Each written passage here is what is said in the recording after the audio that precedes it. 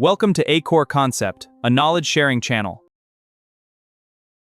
Welcome to this explainer. I am absolutely thrilled you're here. Today, we're throwing on our hard hats and stepping right onto the job site to look at the literally revolutionary mechanics of shotcrete. You know, if you look at how we build our modern infrastructure, from soaring bridge repairs down to massive underground tunnel networks, well, we aren't just pouring concrete into wooden molds anymore. No, we're shooting it. So we're going to break down the exact science, the mixed designs, and the structural engineering that makes modern shotcrete the absolute backbone of today's geotechnical world. Okay, let's dive into this. Consider this your site briefing itinerary for the dense, fascinating science we're about to cover. We'll be looking at 1. The evolution of sprayed concrete. 2. Delivery, wet versus dry. 3. The fiber reinforcement revolution. 4. Mechanics of energy absorption. 5. Application and site safety. And finally, 6. Testing and structural efficiency. Section 1. Evolution of sprayed concrete, from museum facades to modern tunnels. To truly appreciate this timeline, we kind of have to contrast traditional cast-in-place concrete with our modern formwork-free reality. And to do that, we need to clear up a massive historical misconception right off the bat. A lot of people think Carl Ackley, the famous taxidermist, invented this technology in 1907 to make animal models. Actually, scratch that. He totally didn't. There's literally no evidence of that. He actually invented the cement gun to repair the crumbling facade of the Field Columbian Museum in Chicago. But honestly, that invention launched a century of geotechnical evolution. By the 1930s, the American Railway Engineers Association had officially defined the term shotcrete. Then, the 1950s brought us the wet mix process, and by the 1970s, we were seeing the first major structural applications of steel fiber reinforced shotcrete right here in North America. So what exactly is it? Well, shotcrete is essentially concrete or mortar that's conveyed through a hose and pneumatically projected, meaning blasted by high-pressure air at super high velocity onto a surface. That high-velocity projection, that's the magic trick right there. It achieves simultaneous placement and compaction. Because it's formulated to be sticky, it allows us engineers to adhere material directly to vertical and overhead surfaces without building temporary wooden formwork first. This one single property has completely transformed how we handle underground excavations, tunnel linings, and even really complex swimming pool construction. Section 2. Delivery, wet versus dry, mobilization versus production. And this brilliantly illustrates the big choices we make on site. As a civil engineer, choosing the right delivery method is the most critical initial trade-off you're going to face on any project: mobilization versus production. With the dry mix process, often called gunite, water's added right at the nozzle. This means the nozzleman controls the water instantly. It uses simpler, highly mobile equipment, making it perfect for low mobilization tasks like remote site repairs or intermittent stop-and-go work. But the waste, which we call rebound, can be over 30%. On the flip side, wet mix shotcrete uses pre-mixed concrete. It requires some pretty complex pumps and a central mixing plant, but the waste is significantly lower. It's totally built for high-volume efficiency on major tunnel projects. But speaking from an engineer's perspective on my sites, we have to be hyper-vigilant about the logistical dangers of the dry mix process. If your cement comes into contact with damp aggregate before shooting, a process we call prehydration, for literally just 15 minutes, it can delay the final set of that concrete by up to 2.5 hours. In high-stakes, large-scale tunneling, a delay like that will completely derail your tight production schedules. No way around it. Section 3. The fiber reinforcement revolution, upgrading the matrix. Here, we're shifting from logistical delivery processes into the incredible structural revolution happening inside the material itself. In the past, we reinforced concrete by pinning heavy steel wire mesh to a rock wall before spraying. Honestly, it's incredibly labor-intensive, super difficult on irregular rock faces, and worst of all, it's prone to shadowing. Shadowing is when the sprayed concrete hits the steel bar and leaves a dangerous empty void right behind it. Traditional wire mesh is just an outdated problem on modern tunnel sites. The ultimate engineering solution today is adding discrete, randomly oriented fibers directly into the wet matrix before it's sprayed. This provides rapid application without needing to fix any mesh, and it gives us multi-directional stress redistribution, which totally eliminates those void risks. It's an absolute game changer.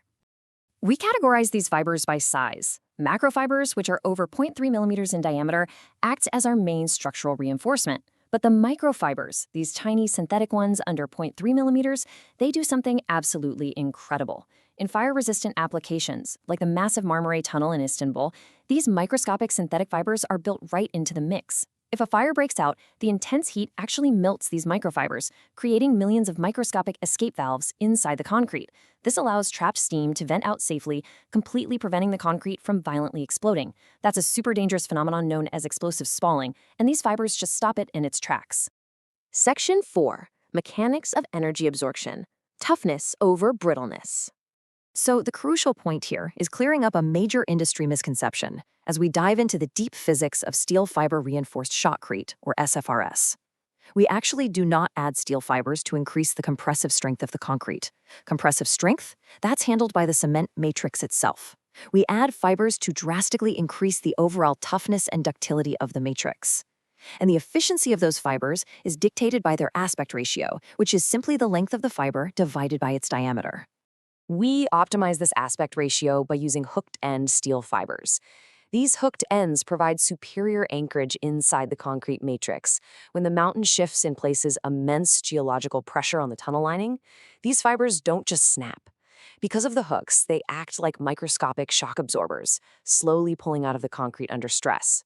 This pull-out mechanism transforms what is normally a brittle concrete into a highly ductile, energy-absorbing composite. It allows tunnels built with the new Austrian tunneling method to act as deformation-driven support, meaning the wall can safely bend and absorb massive geological energy without catastrophic failure. Section 5.